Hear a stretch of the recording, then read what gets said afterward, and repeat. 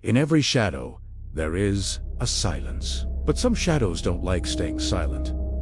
My name is Daniel Hart, and to this day, I wish I could say everything I saw that night was just a trick of the darkness. But the shadows, they learned my name, and now they want to learn yours. It all started when I moved into a small apartment at the end of Hawthorne Street, an old building, so old the walls felt like they had memories. On my first day, the building manager handed me the key and said in a hurry, "Don't leave the lights off for too long. The shadows here like attention."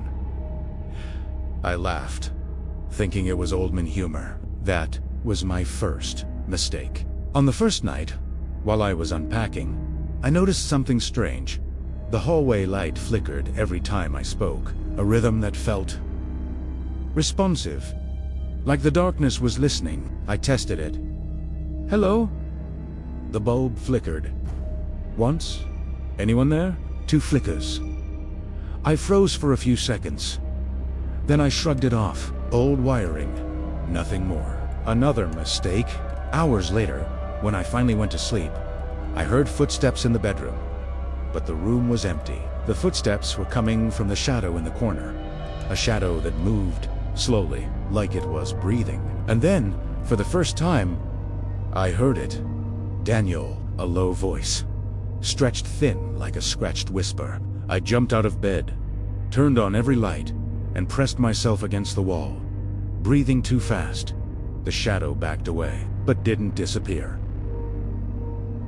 It just waited. The next day, I went looking for the manager, but he wasn't there. The doorman told me the man had disappeared during the night. When I asked if he knew anything about the shadows, the doorman paled. "Oh, you heard the name, didn't you?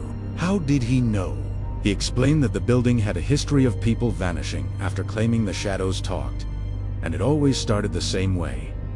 Whispers, then shapes. Tename. And once the shadows learned your full name, it was already too late. I went back home with my heart pounding, and the moment I walked in, I saw that the shadow in the corner was bigger, much bigger. The light was on, but the shadow stayed there solid, heavy, like a creature made of black ink. Then it whispered again, "Daniel, only this time." The voice was clearer, more real. I tried to run, but the door slammed shut. The lights went out, and I heard something crawling along the walls like fingers dragging through dry paint. The shadow moved closer, and this time it spoke my full name, Daniel Andrew Hart. That's when I understood. It wasn't just listening to me. It was studying me, just like it's studying you now. I escaped only because I ran onto the balcony and let every light from the city hit me. The shadow recoiled, screamed, yes, it screamed, and vanished into the room. Since then, I live surrounded by light, lamps, flashlights, candles, anything that shines. But even so, when the house gets too quiet, I hear it, deep down, a slow, patient whisper. Learning new names. And today, right before I hit publish, on this video, I swear I heard it say, "Who's watching?" If your screen flickers, if something in your house gets darker, don't say your name out loud. They only need to hear it once.